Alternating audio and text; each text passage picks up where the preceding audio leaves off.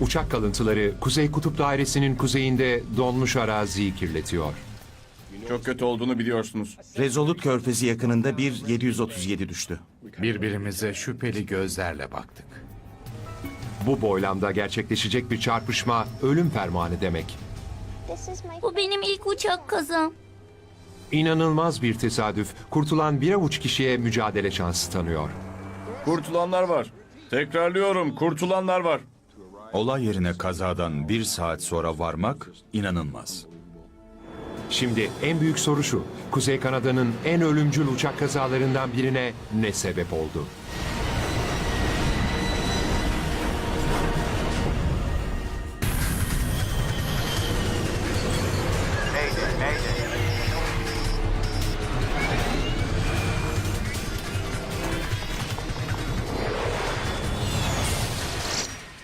Uçak kazası raporu.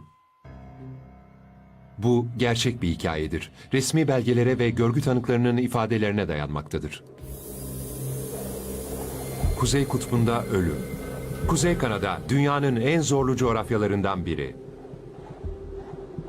Burada kışlar çetin geçer. 8 ay süren kışlarda sıcaklıklar eksi 40 dereceye kadar düşer. Kutuptaki uzun yaz günlerinde bile ortalama sıcaklık donma noktasının üstüne nadiren çıkar. Burası ağaç hattının çok yukarısında. Toprak çok çorak. Hiçbir şey yetişmiyor. Tundra yok, bitki yok. Sadece kum ve kayalar var. Dünyanın bu kesiminde yol yok. Buraya gelmenin tek yolu hava yolu. Kutuplarda bir uçak düştüğü zaman kazada sağ kalanların çabuk kurtulma umudu yok denecek kadar azdır. Çevre koşullarıyla mücadele ederek saatler hatta günler geçirilebilir ve sağ çıkamayabilirler. Olay yerine varmak çok zorlu bir iş olabilir. Bir cevap alınması için 24 saat veya daha uzun süre beklemek gerekebilir. Neyse ki bugün kimse o kadar beklemek zorunda değil. Pekala çocuklar, tatbikat bitti. Herkes buraya gelsin. Bir mola verin. Bu olay yeri titizlikle canlandırılmış. Kanada'da her yıl düzenlenen kapsamlı bir askeri tatbikatın parçası bu. Nanook operasyonu. Bu yıl havada çarpışma simülasyonu var. Senaryoda Bazı kesikler ve kanamalar var. sahte kazazedeler bile var. Kurtarma ve olay yeri inceleme ekiplerini gerçek bir havacılık faciasına hazırlamak amacıyla tasarlandı. 2011'deki Nanook operasyonu kuzeyde ciddi bir uçak kazasını simüle etmek için tasarlandı. Kanada ordusu, kuzeydeki ortaklarımız olan Kanada Sahil Güvenliği ve yerel itfaiye ekipleriyle işbirliği içinde çalıştı. Taşımacılık Güvenliği Kurulu. Acil durum. Ayrıca Amerikan donanması da bu tatbikatta bulunacaktı. Pekala, hadi kaldırın çocuklar. Hadi, saat işliyor. Kıdemli subay Greg Smith, Kanada ordusunda arama ve kurtarma teknisyeni. Oluşturduğumuz senaryoların mümkün olduğunca gerçek olmasına çalışıyoruz. Bir şey gerçek gibi görünüyorsa siz de gerçek bir olaydaki gibi hareket etme eğiliminde olursunuz. Bugünkü tatbikat Rezolut Körfezi yakınında gerçekleşiyor. Kasabada sadece 230 kişi yaşamasına rağmen burası Kuzey Kutbu için ana ulaşım merkezlerinden biri. Rezolut Körfezi Havaalanı bölgede otomatik inişler için navigasyon hizmetlerine sahip olan tek havaalanı. Burada aletli iniş sistemi var. Güneydeki havaalanlarında iniş sistemleri bu şekildedir. Bütün büyük havayolu şirketleri uçaklarını indirmek için bu sistemi kullanır. Çok tutarlıdır, çok hassastır. Nanook çok büyük bir operasyon olduğu için havaalanındaki bütün trafik kontrol görevleriyle ordu ilgilenecek. Camforce 2, Rezolut Havaalanı. İnişe devam edin. Görüş 16 kilometre. Rezolut Körfezi'ne giden uçaklardan biri Air Force C-17. Uçakta Nanook operasyonunda görev alan askeri ve tıbbi ekiplerin yanı sıra Kanada Ulaştırma Güvenliği Dairesi'nden araştırmacılar da var. Şu hava ekipmanı listesini bir daha görelim bakalım. Kanada'nın kuzeyindeki ıssız bir bölgeye ekip gönderirken dikkate alınması gereken çok fazla şey var. Oraya ulaşabilmek için gereken lojistik ve oraya vardıktan sonra da hayatta kalmak sorunun bazı boyutları. Barınma ve ısınma ihtiyaçlarınız var. Yemek ve su bulmalısınız. Bütün ekip için çok ciddi bir eğitim fırsatı bu. Bu uygulamaları, bu dersleri bir gün gerçek hayatta kullanmamız gerekirse bütün bu dersler yavaş yavaş fayda sağlayacak. Resolute burası First Air 6560. Resolute Körfezi'ne doğru gelen bir ticari uçak da var. First Air 65-60 dinlemedeyiz. Resolute tahmini iniş 1643. 65-60 numaralı First Air, küçük kasabaya yolcu ve kargo taşıyan bir kiralık uçak. Yakıttan ev eşyasına, gıdadan postaya kadar her türlü şey taşınıyor. Bu uçuşlar olmasaydı yöre halkının kaynakları çok çabuk tükenirdi. Bütün bu ekstra yükü taşıyabilmesi için 737-200'ün içi kombi konfigürasyonu olarak bilinen şekle getirilmiş. Bu da uçağın aynı bölümünde hem kargo hem de yolcu taşınması anlamına geliyor. Yolcular arasında jeolog Nicole Williamson da var. Meslektaşı Robin Wiley ile birlikte seyahat ediyor. Kuzeyde araştırmalar yapacaklar. Uçakta 2 küçük kız da var. Gabriel ve Cheyenne. Babalarını ziyaret etmişler ve eve dönüyorlar. Merhaba. Gözlüğü ne güzelmiş. Terry Odd'la onların amcası. Çok yakındılar. İki kardeş ne kadar yakın olursa o kadar. Birlikte gülerlerdi. Birlikte oynarlardı. Birlikte belaya bulaşırlardı. 737-200 uçağı Yellowknife'dan 1,5 saat önce havalandı. Yaklaşık 30 dakika içinde Resolute Körfezi'ne inecek. Rüzgar 180 derecede 8 deniz mili hızda. Yardımcı pilot David Hare, havacılığa geçmeden önce işletme okumuş. First Air'a 4 yıl önce katılmış. First Air 6560 tamam teşekkür ederim.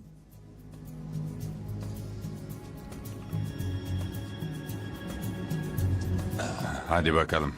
Kaptan Blair Rutherford ise bu havayolu şirketinde 15 yılı devirmiş. Seninkini de ayarla. İstikamet 029 derece. Tamam. Manyetik kuzey kutbuna bu kadar yakınken pilotların pusulalarını sık sık GPS kullanarak ayarlamaları gerekiyor. Tamam, hadi inişin üzerinden geçelim. Tamam.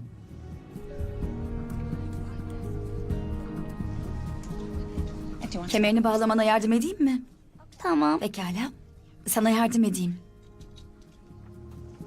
İrtifa alarmı 2200'e ayarlı. Yoğun sis nedeniyle mürettebat yaklaşma sırasında otomatik pilota bel bağlayacak.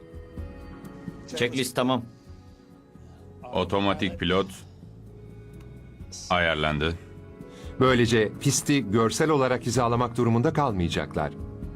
Yere değmeye hazır oldukları ana kadar her şeyi bilgisayar yapacak.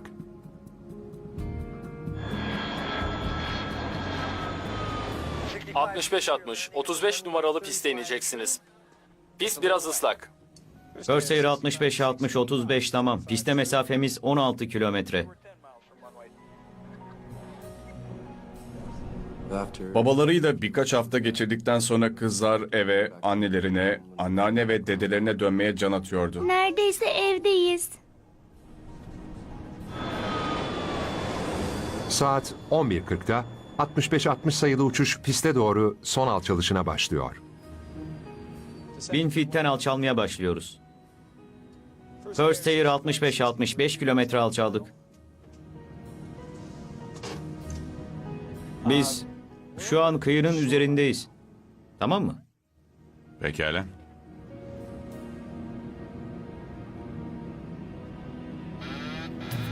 Yükselin, Acil bir alarm sesi kokpite doluyor. yükselin. İniş iptal. Pas geç. Düşük irtifa uyarısı bu. Pilotlar için bu imkansız görünüyor. Henüz pist görüş alanına bile girmedi. İniş iptal. İnişi iptal et. Kaptan inişi iptal etmeye karar veriyor ama çok geç kalmış olabilir.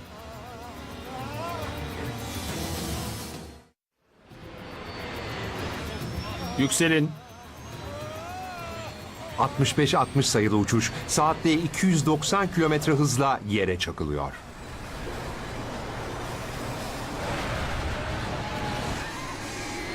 Uçak bir tepenin zirvesi boyunca kaydıktan sonra alevler içinde kalıyor.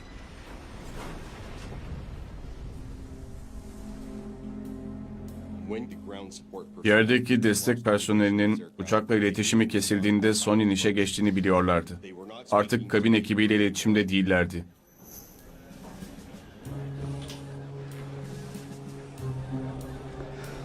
First Air 65-60 şimdiye kadar inmeliydi. Şaka olmalı bu. Tekrar dene. İnsanlar bir uçağın düştüğüne inandı mı? İnanmak istemiyorsunuz çünkü işin içinde insanlar var. Ama uçağın düşüşü çok hızlı bir biçimde gerçeğe dönüştü.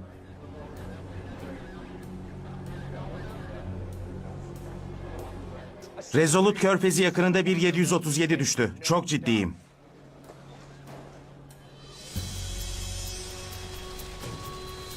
Şu anda öncelik kurtulan varsa yardım etmek.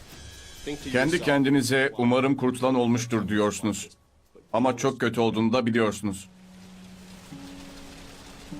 Olay yerinde Gabriel Pelkey tek başına bir kabusta oturuyor. Bacağı kırılmıştı. Kesikleri ve morlukları vardı. Bir de kardeşi Cheyenne için endişeleniyordu.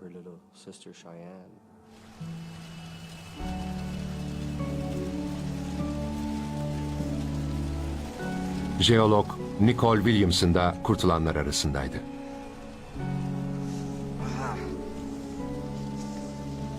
Gabriel.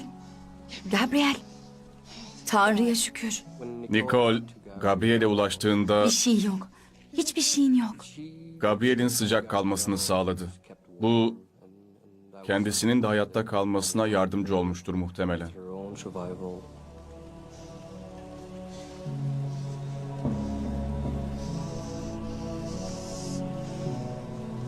Bu benim ilk uçak kazam. Evet. Benim de ilk uçak kazam. Benim de. Nicole'ün bunu bütün masumiyetiyle bir çocuktan duyması onu çok etkilemiş. Tamam. Pekala. O an hayatta kalmaya çalışmanın yolu birbirlerine odaklanmaktan geçiyordu. Enkazda dolaşırken tek bir kurtulan daha buluyorlar. Robin Hiley. Güvenli bir yer olduğunu düşündükleri, bekleyip umut edecekleri bir yere ulaşmayı başarmışlar. Kurtulan 3 kişi şok geçiriyor ve dondurucu havada titriyorlar. Kısa süre içinde yardım gelmezse donarak ölebilirler.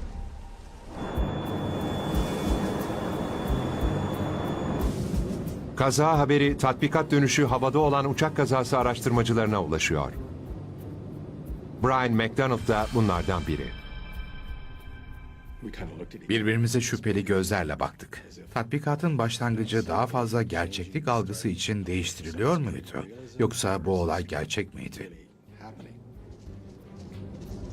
İner inmez işe koyulacağız. Hemen iniş takımlarını indirdik ve yapmamız gerekenleri düşünmeye başladık.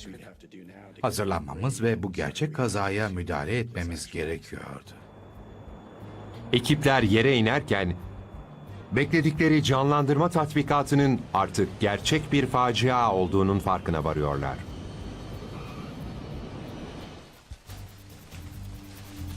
Ama güzel haberler de var. Nanook operasyonu sayesinde kurtarma ekipleri kazazedelere kazadan sadece 20 dakika sonra ulaşabiliyor. Kurtulanlar var. Tekrarlıyorum, kurtulanlar var. 20 yıllık kariyerinde birçok uçak kazasında bulunmuş biri olarak şunu söyleyebilirim ki bu insanların atlattığı şeye şok demek çok hafif kalır. Hayati tehlike teşkil edecek yaralanmaları yoktu. Bu yüzden hafif kırıkları hızlı bir şekilde sabitlemeyi tercih ettik. Onları sedyelere aldık. Daha dengeli bir ortamda düzgün şekilde tedavi edebileceğimiz bir tesise götürdük. Kurtarma ekipleri enkazı araştırıyor ama başka kurtulan olmadığını hemen fark ediyorlar. 12 kişi hayatını kaybetmiş. Cheyenne'i buldunuz mu? Gabriel'in kardeşi Cheyenne de dahil. Bir çocuğa böyle bir haber verilmesi her zaman çok zor bir an olmuştur.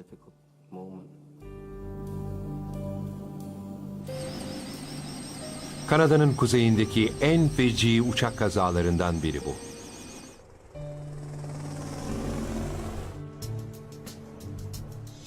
Güvenlik kurulundan mısınız? Şapkam öyle söylüyor. Ne bulduğunuzu gösterin. Neler olduğunu anlamak müfettiş Brian McDonald'ın ve ekibinin işi. Buradaydık. Uçak burada düşmüş. 2 kilometre doğuda. Vay canına. Oraya mümkün olan en kısa sürede bir ekip çıkarmak istiyorum. Çalışmak için alana ihtiyacımız olacak. Kazadan sonraki ilk 1 saatte tam teçhizatlı bir ekiple olay yerine varmak gerçekten inanılmazdı.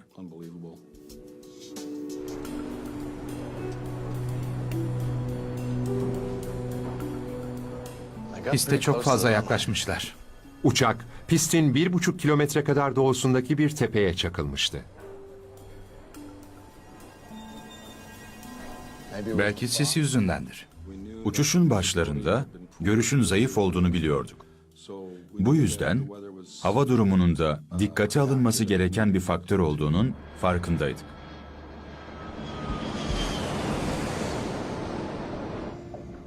Ne şaşırtıcı ama. Siz. Resolute Körfezi genellikle sislidir. Bu da ekipleri otomatik pilota ve havaalanının gelişmiş kılavuz ekipmanına yönlendirir. Aletli iniş sistemi, uçakların zayıf görüş durumunda inebilmesi için pistlere kurulan bir teknolojidir. Bu sistem, yön saptayıcı ışın olarak bilinen bir sinyal yayar. Uçağın otomatik pilotu bu sinyali alır ve uçağı güvenli bir şekilde piste indirir. İniş sırasında pisti göremediğiniz zaman görebileceğinizi umduğunuz bir noktaya gelene kadar aletli iniş sistemine güvenirsiniz. Tamam, hadi inişin üzerinden geçelim. Tamam. Harika değil ama başa çıkabiliriz. En azından aletli iniş sistemiyle yaklaşabiliriz. Havaalanının aletli iniş sistemi bozulduysa veya uçağın otomatik pilotu sinyali alamadıysa kazanın nedeni bu olabilir. Her soruşturmada önce bir eleme süreci yürütürüz. Faaliyetin olası bütün boyutlarına bakarız ve normal çalışan şeyleri doğrularız. Soruşturmacılar havaalanındaki aletli iniş sisteminin normal çalıştığını kısa sürede anlıyor. 65-60 sefer sayılı uçağın düşüşünden 25 dakika sonra başka bir uçak sinyali kullanarak inmiş. Sistemin normal faaliyet parametreleri içinde çalıştığını tespit ettik.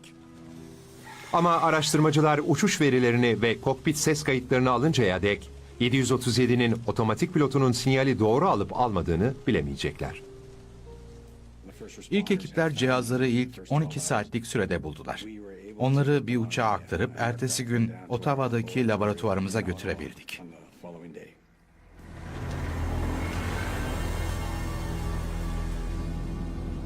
Bu esnada Nanook operasyonu araştırmacılara beklenmedik veriler sunuyor.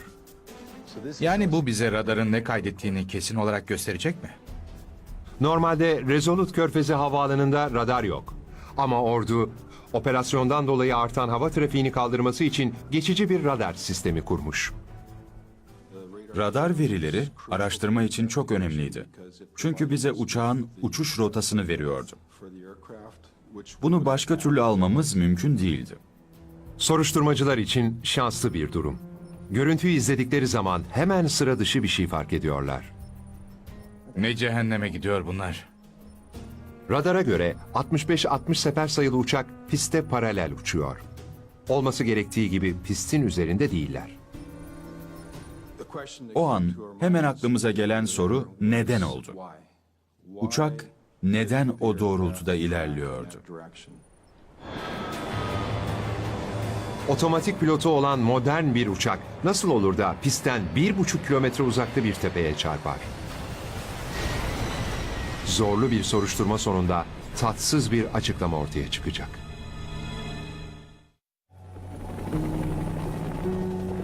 Toksik yangın tamamen söndürüldükten sonra araştırmacılar güvenle olay yerine gidebilir ve enkaza yakından bakabilir.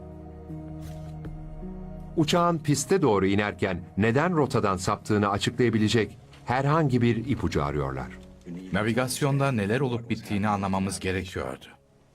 Uçağın nasıl rotasının sağına çıktığını ve neden orada kaldığını anlamamız gerekiyordu. Enkazdaki her bir parçanın konumunu kaydederek başlıyorlar.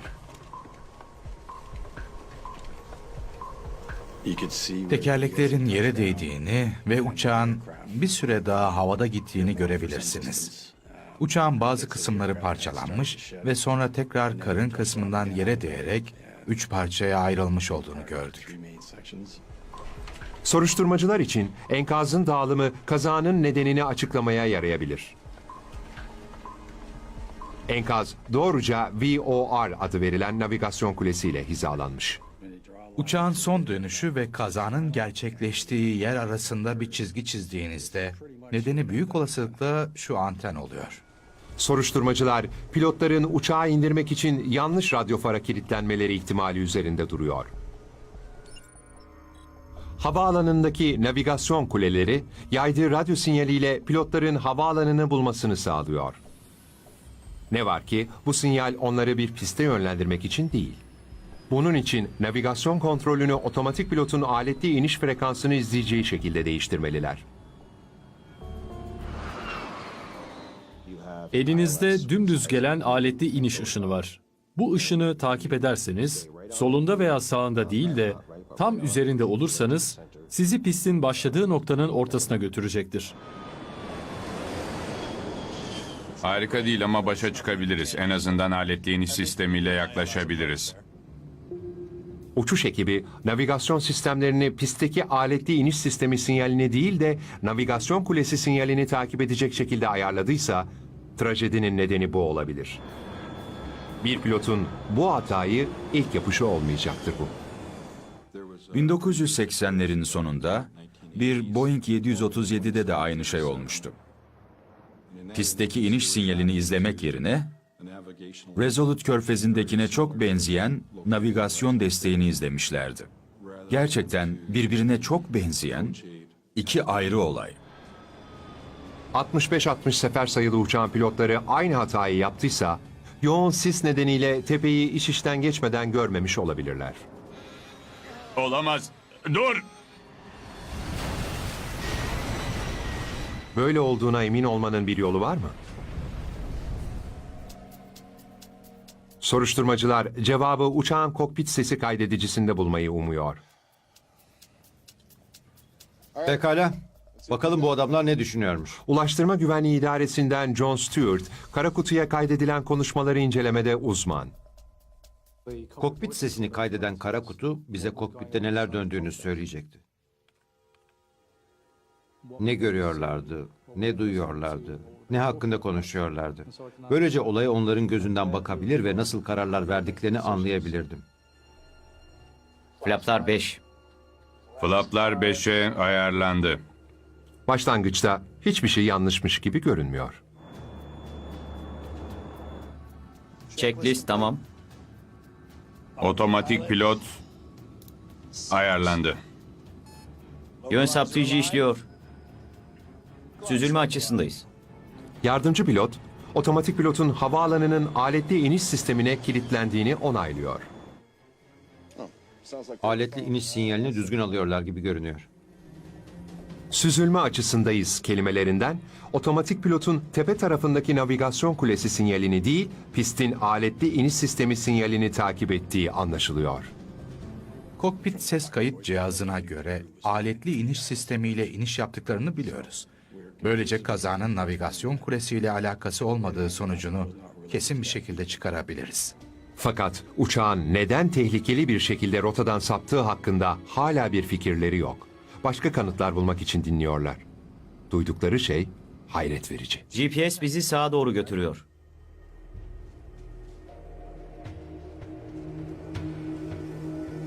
Yardımcı pilot rotalarında olmadıklarını biliyormuş. Bu diyalogtan mürettebatın uçağı pozisyona sokma konusunda endişeli olduklarını söyleyebiliriz. Yani çok fazla mı sağ tarafa gittik? Düzelteceğiz. Onlar dinledikçe gizem daha da derinleşiyor. Eğer sağa doğru gidiyorsak Resolute Tepesi pistin sağ tarafında. Yardımcı pilot rotalarında olmadıklarının farkına varmakla kalmamış, pistin yanındaki tepeye doğru yöneldiklerini de anlamış. Yön saptayıcıda değiliz. Sorun yok. Otomatik pilot yön saptayıcıyı izliyor. Bence inişi iptal edip dolaşırken bu durumu çözmeliyiz. Hayır, sorun yok. Yaklaşmaya devam edeceğiz. Tamam. Yaklaşmaya devam ediyoruz. Uçuş ilerledikçe iki pilotun ne yapılması gerektiği hakkında farklı görüşlere sahip olduklarını aralarındaki diyalogtan anlayabiliyorsunuz. Tepeye doğru hızla ilerlemelerine rağmen devam ediyorlar. Yükselin. İniş iptal, pas geç. İniş iptal. İniş iptal. 12 cana mal olan bir hata bu. Neden olduysa hala bir sır. Hangi akla hizmet o tepeye doğru uçmaya devam ederler ki?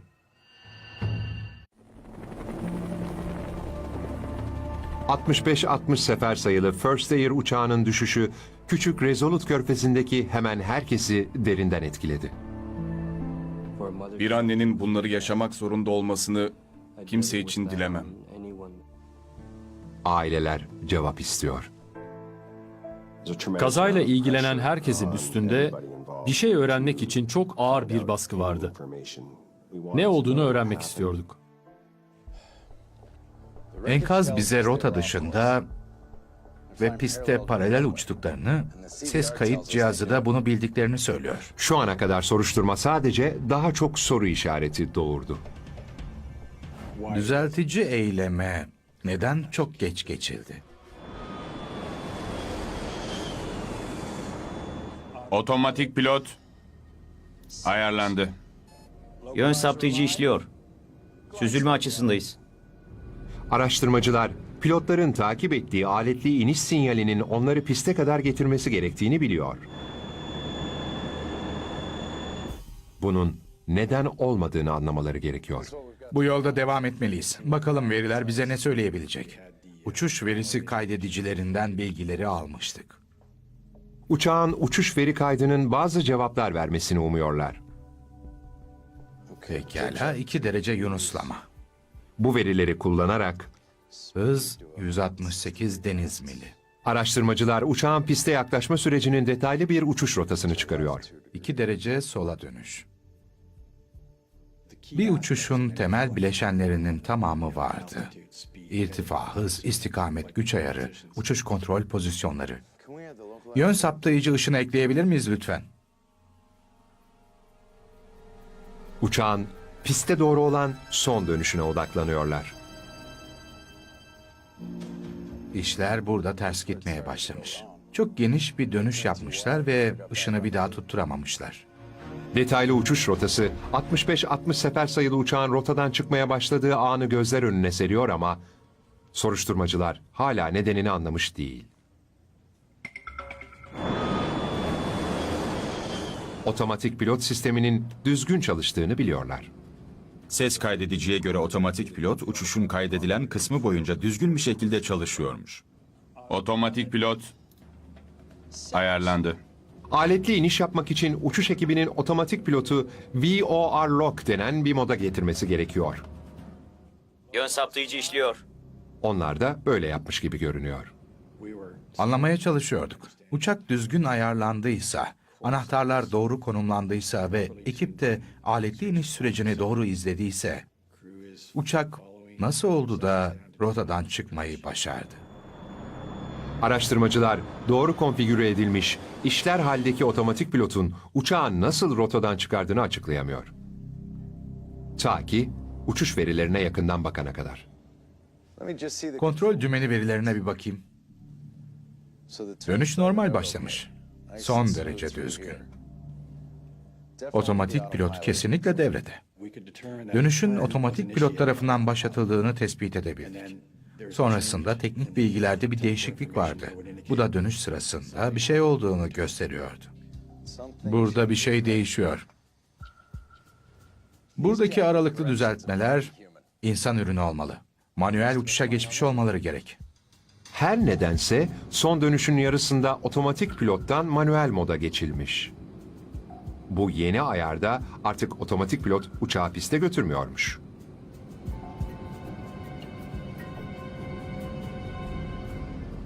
Otomatik pilot sistemlerinde pilotun onu geçersiz kılabileceği bir ayar var. Uçak yeterince hızlı tepki vermiyorsa veya bir şeyi çok hızlı yapıyorsa, pilot kontrol dümenini kullanarak basınç uygulayabilir ve o anlık otomatik pilotu durdurmayı başarabilir. Ama kokpit ses kaydedicisinde kaptanın otomatik pilotu durdurma niyetine yönelik bir konuşma yok. Soruşturmacılar şimdi korkutucu bir olasılık üzerinde duruyor. Pilot bunu kazara yapmış ve hatasının farkına varmamış olabilir. Otomatik pilot modu VOR lock'tan manuel moda geçtiyse, uçağın kanatları yere paralel olacaktır. Ve ışını izlemek yerine o anki istikametini koruyacaktır. Soruşturmacılar otomatik pilotun uçağı piste götürmesinin durduğu an, kaptan pilotun kontrol kolunda hafif bir basınç olduğunu fark ediyor. Otomatik pilotu devre dışı bırakıp uçuşu manuel moda geçirebilecek kadar bir basınç bu. Kumanda koluna yanlışlıkla basınç uygulandığını düşünüyoruz. Belki biri bir şeyi kontrol etmek için veya bir belgeyi almak için uzanmıştır. Çok fazla basınç olması gerekmiyor. Otomatik pilotta uçuş ekibi de uçağı piste götürmediği için rüzgar onu gittikçe daha çok rotasından çıkarmış. Otomatik pilot artık yön saptayıcıya kilitli değilmiş. Kanatlar yere paralelmiş ve istikametini koruyormuş. Geri kalan işi rüzgar yapmış. Kazanın nedenini anlamak için küçük bir adım daha atılmış oldu. Şimdi büyük soru şu: pilotlar rota dışında uçtuklarını biliyorduysa Yani çok fazla mı sağ tarafa gittik? neden bu konuda bir şey yapmamışlardı? Düzelteceğiz. Uçuş ekibi rotadan saptıklarının farkındaydı. Bizi bekleyen zorlu soru, kaptanın neden inişe devam ettiğiydi. 1000 fitten alçalmaya başlıyoruz.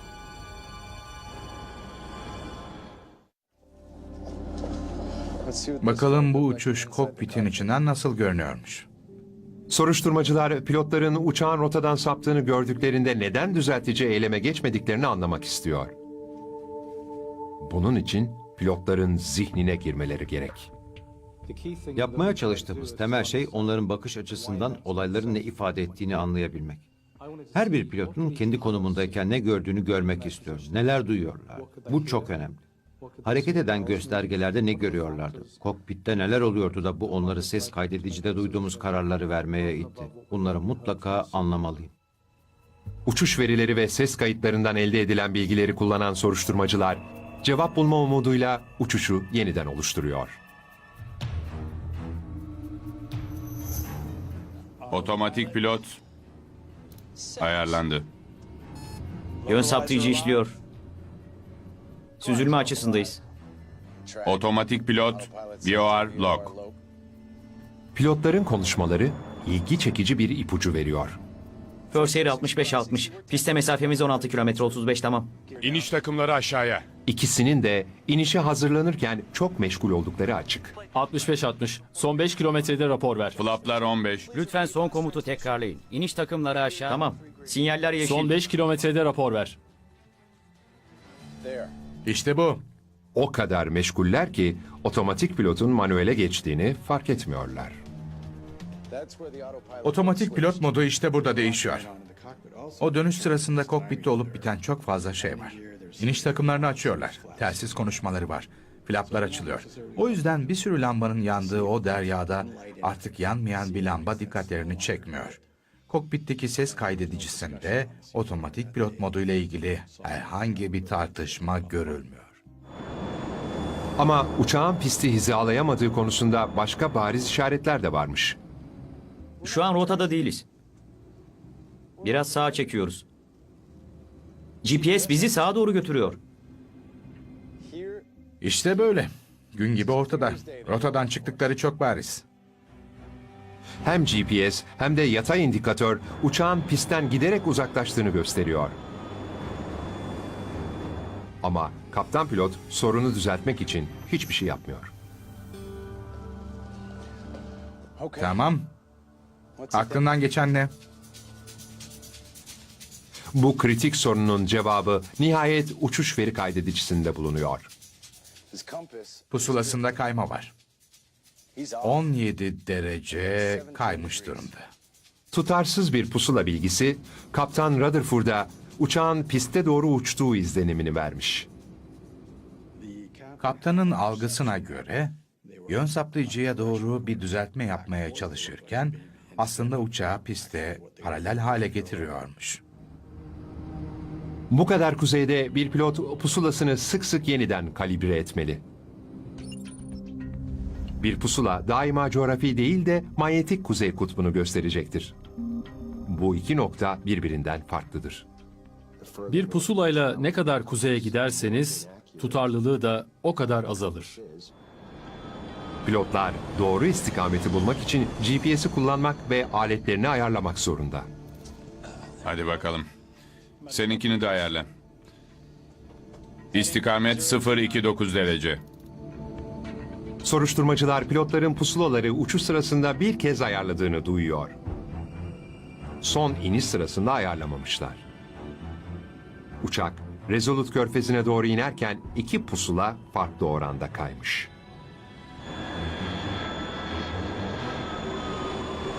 Rutherford'un pusulası 331 derecede pistin merkezine doğru uçtuklarını gösterirken aslında 348 derecede doğruca tepeye doğru uçtuklarını görüyoruz. Tutarsız pusula okumaları, Kaptan Rutherford'u otomatik pilotun uçağı düzelttiğine inandırmış olabilir. İki pilot da olup bitenleri farklı şekilde algılamış. Yön saptayıcıda değiliz. Sorun yok. Otomatik pilot yön saptayıcıyı izliyor. İki pilotun durumu farklı şekilde algılaması büyük bir sorundur. Bu algıları aynı yerde buluşturmak gerekir. Ama ne yazık ki bu kazada bu gerçekleşmemiş. Yardımcı pilot sorun olduğu konusunda kaptanı sürekli uyarmaya çalışıyor. Bence inişi iptal edip dolaşırken bu durumu çözmeliyiz. Hayır, sorun yok. İnişe devam edeceğiz. Tamam. İnişe devam ediyoruz. Uçuş ilerledikçe iki pilotun duruma dair algıları arasındaki uçurum derinleşiyor. Yeşil sinyal. İniş takımları aşağı. Sinyaller yeşil. 40. Yeşil sinyal. Olayların son derece hızlı bir şekilde gerçekleştiğini görebilirsiniz. Yapılacak işler birikmeye başlıyor. Bunu seslerinden anlayabiliyorsunuz. Sorun yok diyorsun yani. Bak, endişe edilecek bir şey yok. Aynı şey başka bir pilotun da başına geldi. Piste dönüyoruz. Evet ama rotadan epey saptık. Uçak, pilotun düşündüğü gibi piste doğru geri dönmediğinde bunun nedenini anlayamıyor.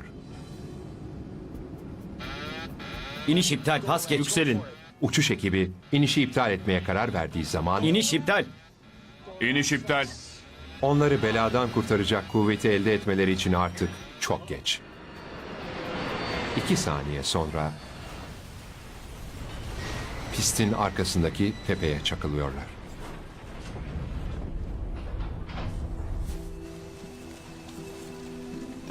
Bu kazaya yol açan bir sürü faktör var. Bunlardan bir tanesi olsun yaşanmasaydı bu kaza da yaşanmayacaktı. First Air kazasının gizemi nihayet çözülüyor. Ama soruşturmacıların cevap aradığı son bir soru var. Kaptan pilot onu sürekli olarak tehlikeye karşı uyarmaya çalışan yardımcı pilotu neden dinlemedi?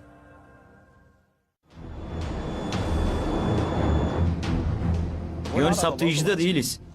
Sorun yok. Otomatik pilot yön saptayıcıyı izliyor. Soruşturmacılar 65-60 kaptanının uçağın tehlikede olduğunu anlamadığını düşünüyor. Üstelik yardımcı pilotun tekrarlayan uyarılarına rağmen GPS bizi sağa doğru götürüyor.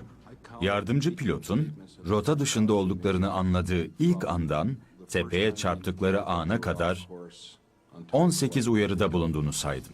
Sorun yok diyorsun yani ha? Bak, endişe edilecek bir şey yok. Aynı şey başka bir pilotun da başına geldi. Piste dönüyoruz. Evet ama rotadan epey saptık.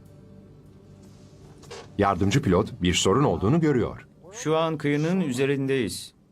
Pekala. Ama tehlikede olduklarını düşündüğünü açık bir şekilde ifade etmiyor. Yardımcı pilotun bir dizi farklı yöntem izlediğini gördük. GPS'ten söz etti. İzafi konumdan söz etti. Soruna yaklaşma ve kaptanla iletişim kurma konusunda farklı yollar bulmaya çalıştı. Bu son derece önemli.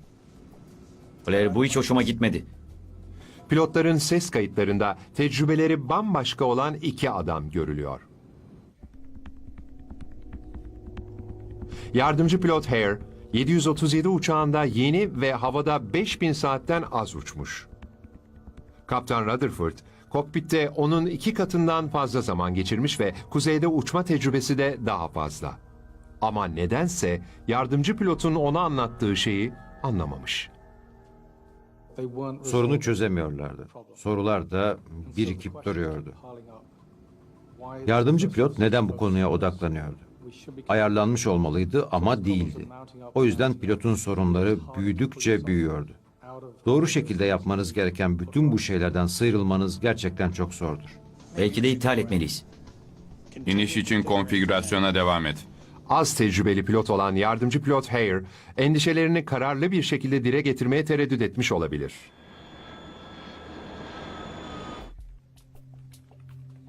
Güvenlik Kurulu, vardığı sonuçlar çerçevesinde önemli tavsiyelerde bulunuyor. Bizim işimiz eksikliklerin nerede olduğunu tespit etmek. Sektör ve kanun koyucular da bu riskleri ortadan kaldırmalı. Ulaştırma Güvenliği Kurulu işte bu yüzden var. Güvenlik Kurulu, First Air'ı pilotların pusula kalibrasyonunu incelemeye zorluyor. İyi geceler. Yardımcı pilotların tehlikeli durumlarda kontrolü ele alması konusunda da açık politikalar oluşturmalılar.